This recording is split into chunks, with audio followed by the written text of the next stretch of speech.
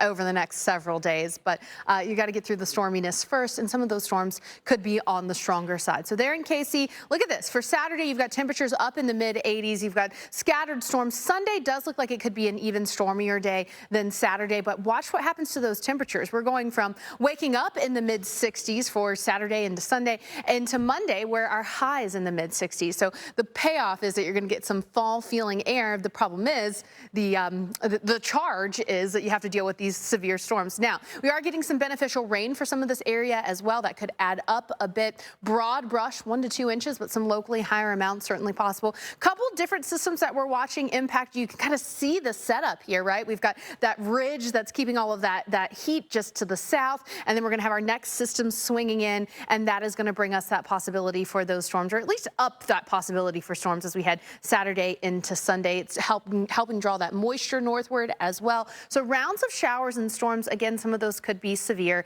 and that possibility for a bit of flash flooding. This is heading into your weekend, but a lot of this area actually that we're seeing that sunshine there in Ames because, as you know, that sunshine helps to destabilize the atmosphere and could help to ramp up those storms a little bit. So one of the threats that we've got with the storms later today will be this large hail. Wherever you see the hatched area, those little lines, that is hail 2 inches or greater in diameter. That would definitely do some damage if you are heading on your afternoon commute. These storms are beginning to bubble up and you get stuck in some hail that large. That will easily break your windshield. This is where we're seeing some of those storms beginning to bubble up. Some severe storms out of this little cluster here across northern Iowa, southern Minnesota. That's lifting kind of ahead of that front off to the north and east. The hail parameter that you're looking at, that's what that purple is indicative of, and that is showing that we are seeing the conditions for the possibility of hail kind of get a little bit better within these storms, and those storms that are reaching severe limits have kind of maybe not verified officially on the ground level, but radar verified to have some large hail within them. So Minneapolis, 85 degrees right now. Your dew points up in the mid-60s. As I just showed you, you've got some of that cloud cover building in. Watch what happens as we're getting into 5 o'clock. The model putting out some robust storms, mainly west of that I-35 corridor. So heading home from work, those storms could begin to bubble up 6, 7, 8 o'clock. We're really seeing this line fill in as that front is moving to the east. So that I-35 corridor going to be a mess around that 6 o'clock-ish hour. Some hail, some damaging wind gusts, and some very, very heavy rain. That type of rain that is not really going to be helped much by your windshield wipers. We also have torcons of 2 to 3, Des Moines, Waterloo. You're in that torcon of 2, but draw a line from Waterloo to Fort Dodge and look north along that 35 corridor, and that's where we have a torcon of 3 today. 2 or 3 on the scale of 10, not huge numbers, but they're not 0 either. So we could have that possibility to get some of those storms with some rotation. Looking at this, Des Moines, you're sitting at 90 degrees. You've had some rain moving through there, 380, but as you look north, that's where we're seeing some of those severe storms. Now, we'll see a better chance for more severe storms heading through the evening into the early overnight hours as well. So here's 5 o'clock, storms blasting across 35, and then watch how that line fills in from Waterloo down through Creston, ahead of that frontal boundary that's moving through. If you are traveling, say, east-west on I-80, and for some reason you happen to be stuck kind of in that line of storms as it's moving eastward, that's going to be a rough ride for you. So that's why you want to make sure that you are timing it appropriately. Gorgeous. Well, maybe not gorgeous to me. Probably not the day, that the mid-September day, right, that you want in Green Bay at 86 degrees. But I would say you got some sunshine. Not a bad day ahead of these storms. That's all going to change as these storms blast through into the sunset hours, overnight hours. Watch as that rain and storm chance blast in Oshkosh, Green Bay. All of you included in that Sheboygan, you're going to be getting in on that as well. Overnight into early Friday.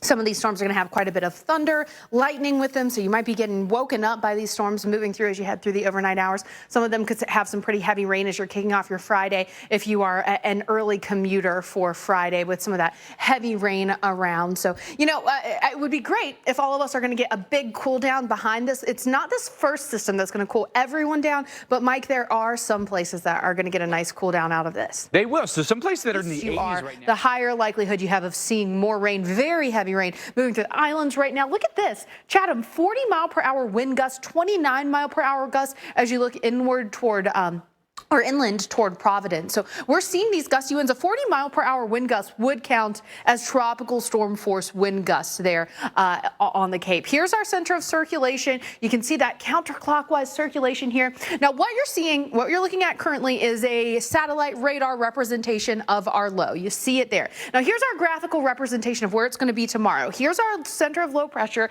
It's going to continue to kind of strengthen as it hangs around the next couple of days. You get that counterclockwise circulation of low pressure, and you've got those winds strengthening. So you've got the wind, you've got the coastal erosion, you've got those high waves, you've got that coastal flooding, and then also you've got some rain here or there rotating through. Take a look at some of these winds that we have in the forecast heading through our afternoon. I mean, just look at this. 40-50 mile-per-hour gusts as we're heading through tomorrow there in Nantucket. 25-30 mile-per-hour gusts in Boston. A 50 mile-per-hour wind gust is certainly enough to bring down a limb or a small weak tree. So you want to be very cognizant of that these persistent winds like we're going to have could start to cause us some issues. Not just that, but this is still the time of the year people are liking to get out and enjoy some of our beaches here. The water is still fairly warm. It's still not bad, but it is dangerous with this low offshore. You've got rip currents and coastal flooding that's just going to be persistent as long as that low is hanging out there into the weekend. So high risk of rip currents for the south shore of Long Island, Atlantic City Beach there, Ocean City as well.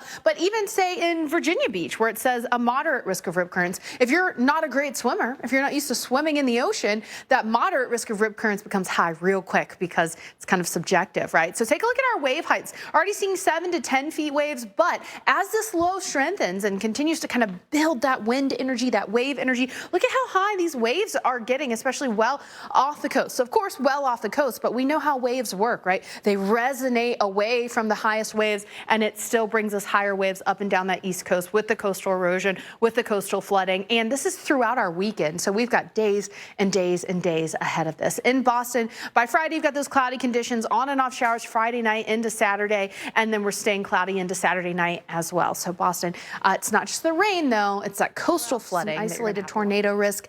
Problem is the storms are kind of going to be on and off there in KC for the weekend as well. So Saturday, you've got a little rain around in the morning. That eventually clears out. Sunday looks like the stormier day. What I think you'll probably notice even more as you're looking at this is we're going from the mid-80s on Saturday to the upper 60s on Sunday. And then by Monday, our highs are only in the mid-60s. So you're getting some relief from this heat, thankfully. We're getting some rain on the areas that need it. Some of this region in drought right now, so we do need some beneficial rain. We're just hoping for no flooding issues. And right now, the broad brush forecast just pointing out maybe some pockets of 3 to 5 inches there where you're seeing that yellow, which we could handle over several days, but you just don't want to see so much that it causes flooding issues.